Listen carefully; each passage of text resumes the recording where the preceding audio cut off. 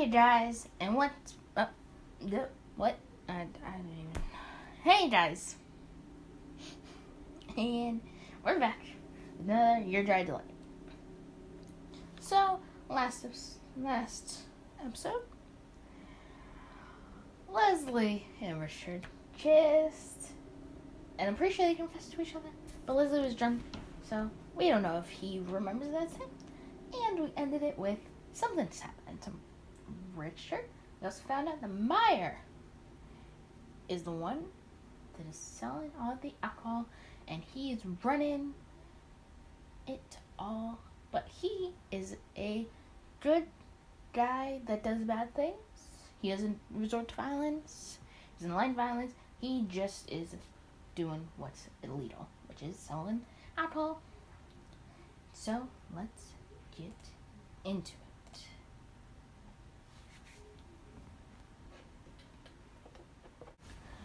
Not even gonna sing. Oh, back.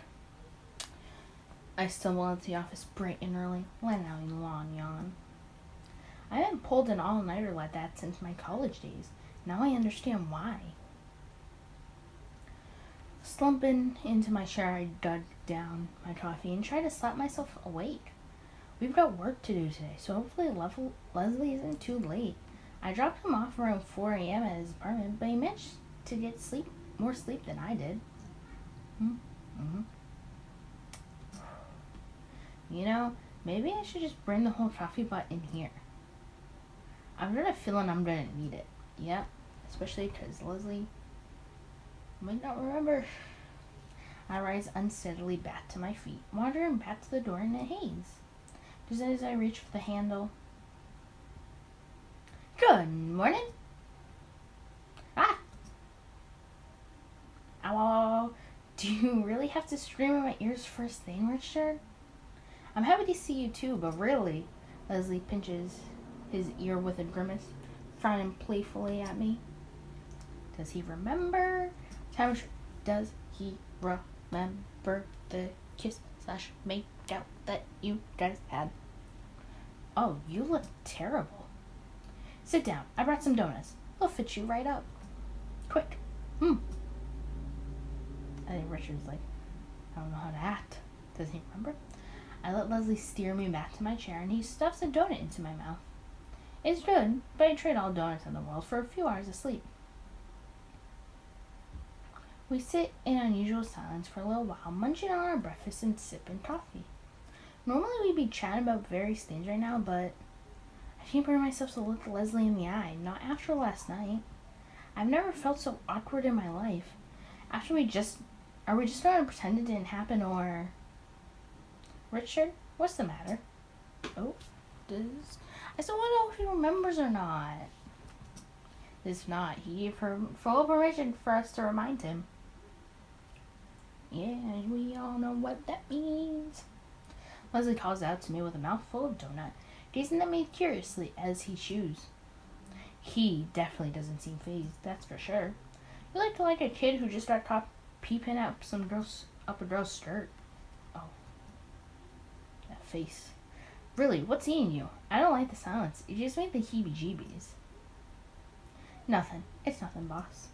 Listen, why don't we get started on work? We need to go over the new findings. Uh-huh.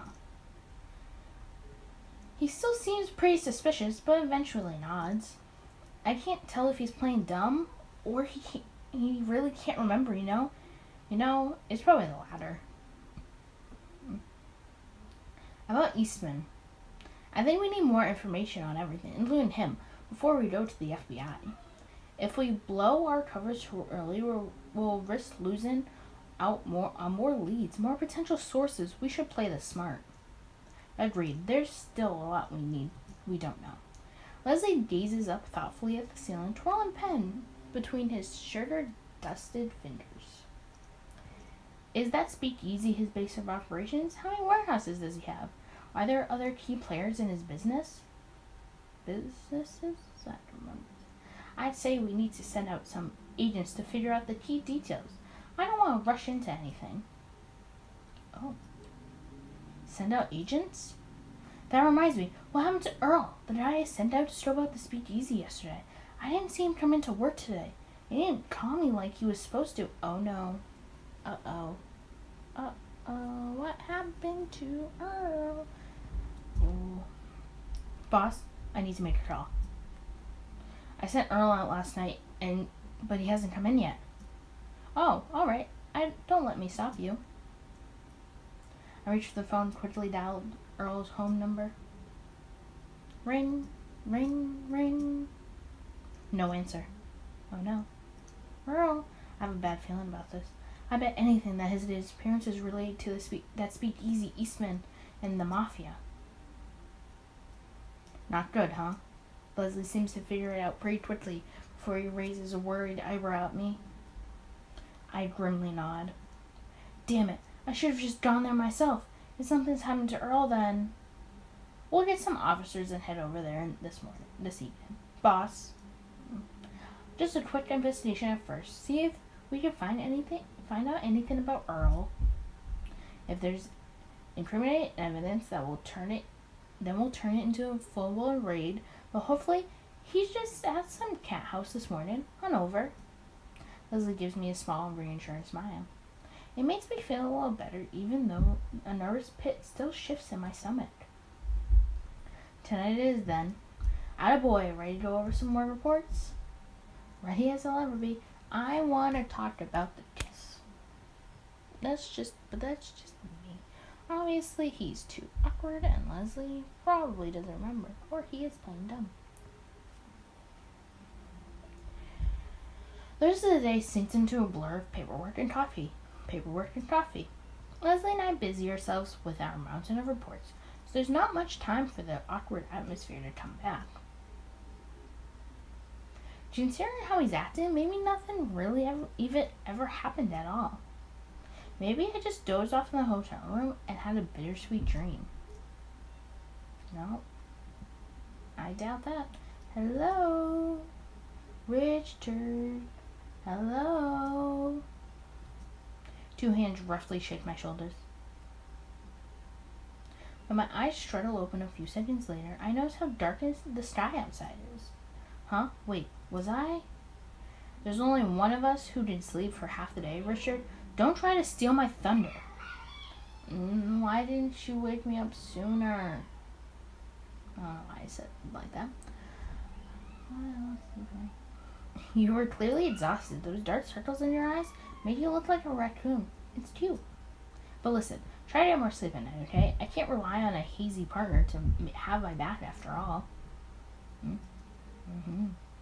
And whose fault is it that I didn't get any sleep exactly, Mr. Bright-eyed and bushy-tailed over here? Yes, it is. Yes. After we did our things together, Leslie and I prepared to head out to the speakeasy. It's already late, and there's been no call from Earl. Something's obviously going on. Richard, wait. As I reach the door, Leslie suddenly grabs my sleeve, patting me back a little. Does he remember?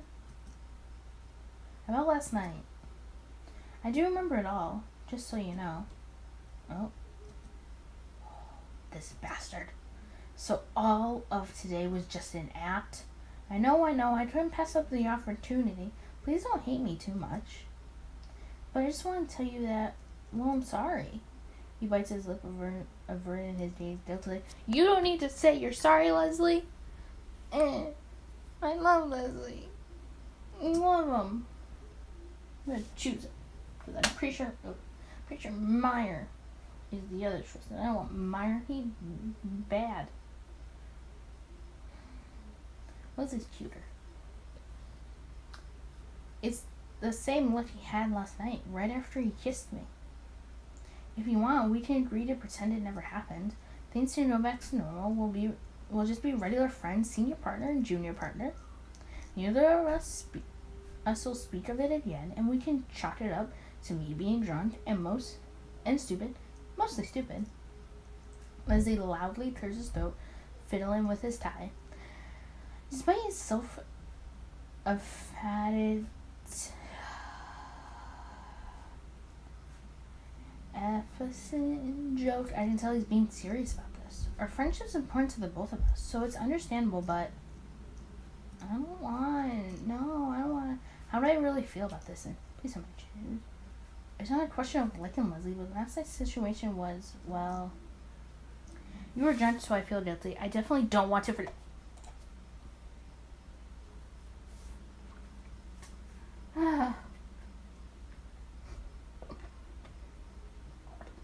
I never clicked the choice so faster in my life. And of all the visual novels I've played, I've never picked a choice fast. Not fast. Before. I picked it so fast that when I went to go drink my drink, I spilt it. A little. Because I was so excited. No, boss. I don't want to pretend it didn't happen. Definitely not. Did I read that? Okay, he doesn't want to pretend. Okay, wait. So the other one was saying, yeah, we'll pretend, but I feel guilty. Okay. I'm so fast I didn't really think about my option. Even though I don't know where things will go from here, I know for sure that I like you. You like kissing me? Is that what you mean? No. Leslie, stop it. I thought that was a given. While you were really enjoying it, I felt that little. Or should I say, big surprise between your legs. Right, yeah, don't talk. I'm very excited because I like them. A lot of things do me easily excited. Not enough. Leslie snickers at me. At my hasty response back to his normal mud self. But I can tell he's relieved to clear the air between us. I am too. Hey, once we're sure Earl's safe, let's talk about this again. In a more private setting. Ooh, yes. Does that sound okay? Yes, it does. That sounds great, boss. Did you just... Before I can finish, Leslie suddenly pulls me into her adoring hug, squeezing so hard I can barely breathe. What? Wait, what? Did I miss something? I feel like I missed something. He rears his face against my shoulder, snuggling against it. Oh, he smiled. How can he make my heart ache so much? I'll never become a hard-boiled detective if I keep getting feelings like this. Sighing affectionately, I curl my arms around him and squeeze back, enjoying the few moments of warmth we share. Okay. Leslie soon pulls back, taking a deep breath. Then we nod at each other, just like always. If we hurry, we can get to the bottom of this and still have time to get a cannoli before the shop closes. Richard, you never told me you could read minds. I tried to stay out of yours, too scared of what I might see. Probably just about food. Clever boy. We head out side by side, determined but hopeful that the partners we've always been. I have faith in Leslie, just like he has faith in me. We'll get the job done, together.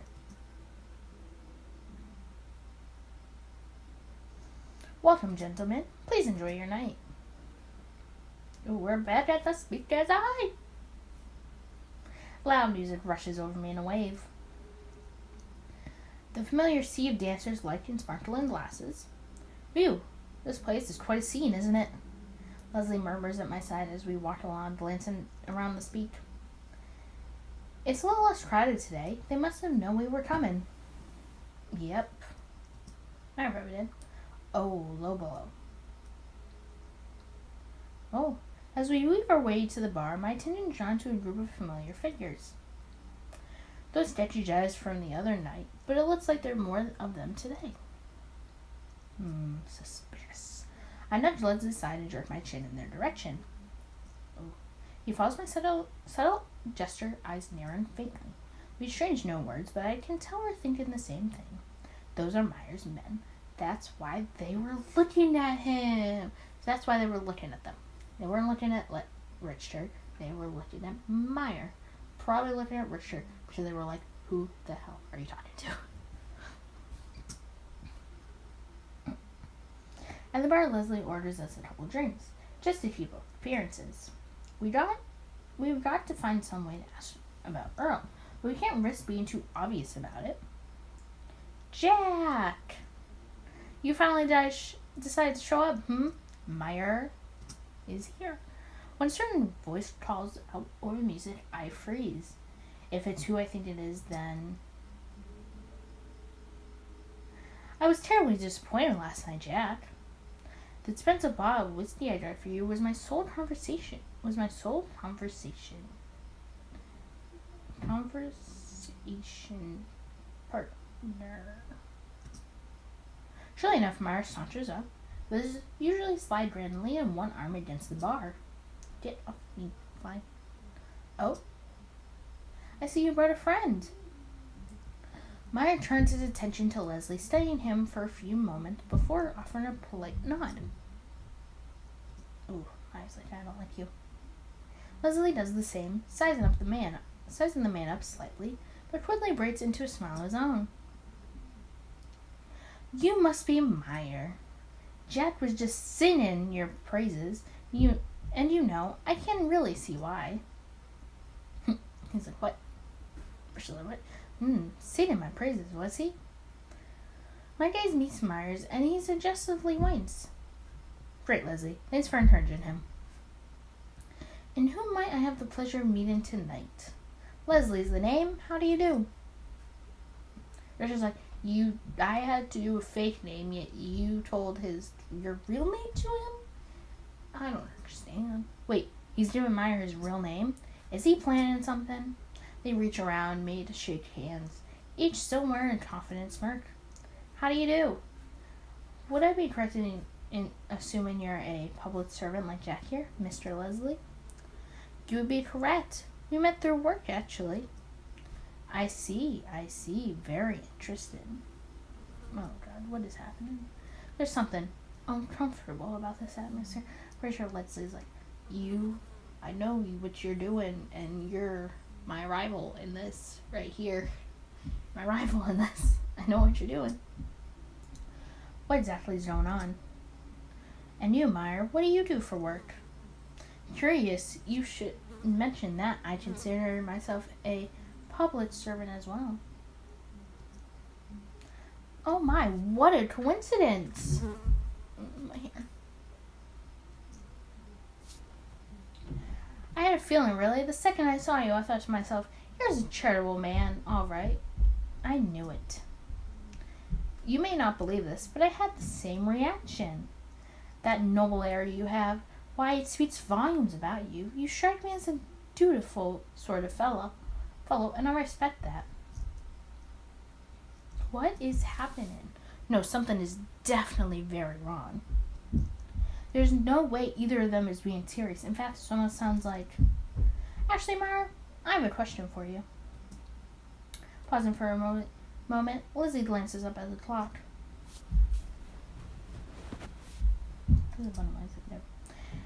It's only a quick look, but it seems deliberated. Of course, please go on. You didn't happen to see a man around here the other night. Dark, shaggy hair, pointy nose, brown eyes, watched with a slight limp. Meyer brushes a hand through his hair. Eyes slightly drifting to one side. It's very possible. That description sounds quite familiar. But you know Mr. Leslie. Information often comes with a price. At that instant, it's the cops. The speakeasy door flies open, and a small group of officers rush in. Sissy, can you download this and then download it back? No, download it. Because I really want to be fun.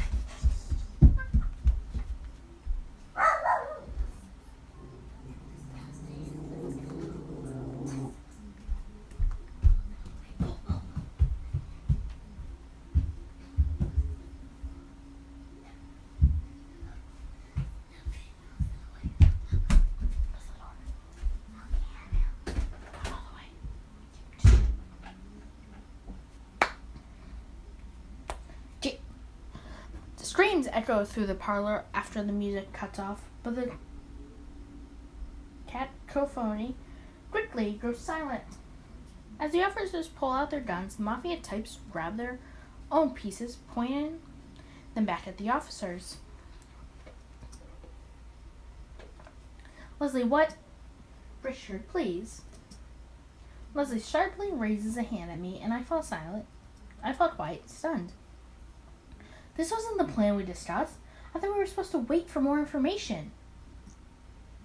Unless Leslie did this because he thought I'd be too soft on Meyer. I suggest you cooperate with us, Eastman, and give us the agent's location.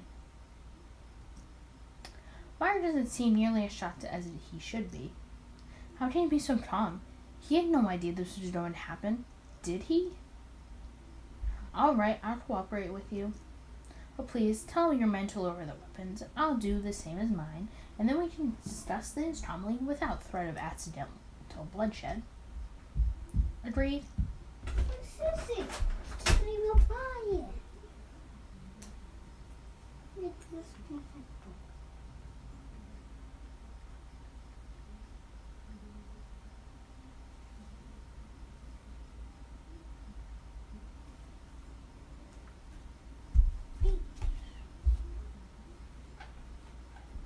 The door.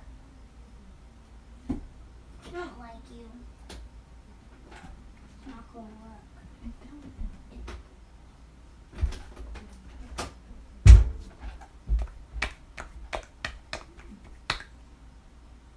Oh, Leslie, what are you playing? Leslie hesitates. There's a very strange degree of trust going on here, but I get the sense that neither of them wants it to end in violence. I know Leslie hates hurting anyone, even criminals, and Myra doesn't seem the type to enjoy it either. Understood. Both of them exchange looks and simultaneously nod at their men, who slowly, reluctantly lower their guns. The tension in the room eases a little bit, though it's still far from calm. Let me preface by saying your man is safe. He's being held in the back room, properly fed and watered. In fact, he's already gotten to know most of the men, a very likable fellow. That does sound like Earl. The guy can all get along with just about anyone. Why did you capture him then? To use him as bait, naturally. Bait?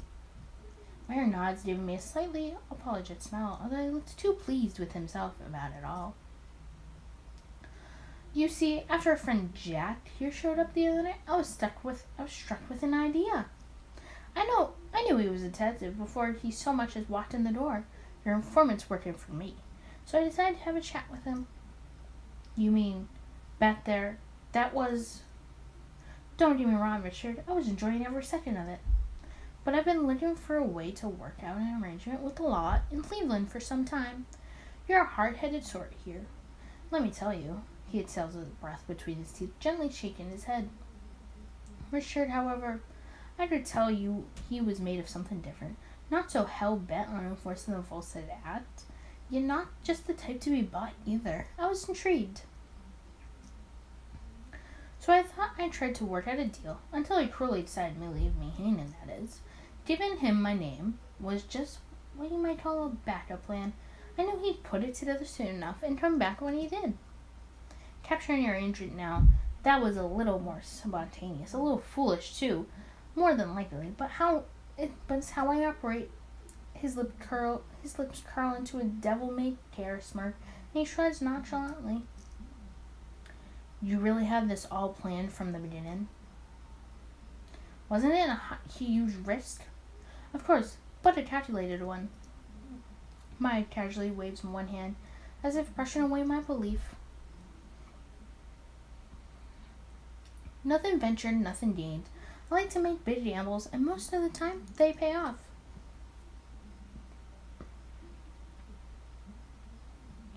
But I've done my research on your backgrounds, your past jobs. I know you wouldn't simply raid my venue without showing a little of your hand first. So you could say the chips landed where I thought they might. It's suddenly all too clear how this man became a mafia leader. He's got the right mischief plan and risk-taking and charm all wrapped up in one dangerous package. Phew. I feel like a man who just got cheated out of his fortune at cards. Leslie rubs his cheeks with a hand, blinking rapidly, as if to try and understand everything we just heard. I can't blame him. I knew Meyer was sharp, but I had no idea he planned everything out ahead of time. I'll admit it, despite the fact that your methods are incredibly questionable, you've made me curious. So, can I just admit this was technically a setup? That informant did set them up. So he was right in the beginning. He was set up.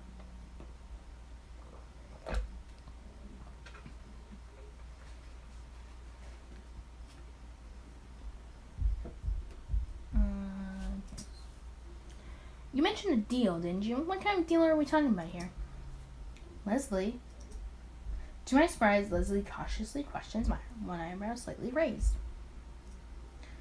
I was expecting him to be furious, but instead he sounds more impressed than anything. Oh, I was hoping you'd ask that. Why don't we discuss matters privately, on neutral ground? I'll even let you pick the spot. All of us disarmed, with a few of our men waiting outside. Ooh, think about it. A moment, if you don't mind. Lizzie grabs my sleeves and pulls me aside a little, leaving up to whisper in my ear. You really trust him enough for this? Normally I'd say it's suicide, but this Meyer, he's not like any other man I've ever met. It's like talking to a chef of a big corporation, not a mafia leader. He scratches his head, clearly baffled. It's not like I can blame him. I felt the same way when I first met Meyer the other night. I don't think he means us any harm, boss. He's still a gangster, obviously, but I think he really wants to work out a deal. All of this would be way too much trouble otherwise. And honestly, I'd like to hear what he has to say. Me too, so let's make that a deal. My thoughts exactly. You think we should hear him out then? After a brief moment of hesitation, I nod. We're playing with fire here, and we both know it, but that's nothing new for us. If you don't mind me saying, Mr. Leslie, I gather you're the type to take precautions. Meyer pipes up irritably, and we both glance over towards him. Hey guys, that's all for today. What do you think Meyer is going to talk about? Comment down below. And if you want more, like, comment, and subscribe. See you all next time. Bye!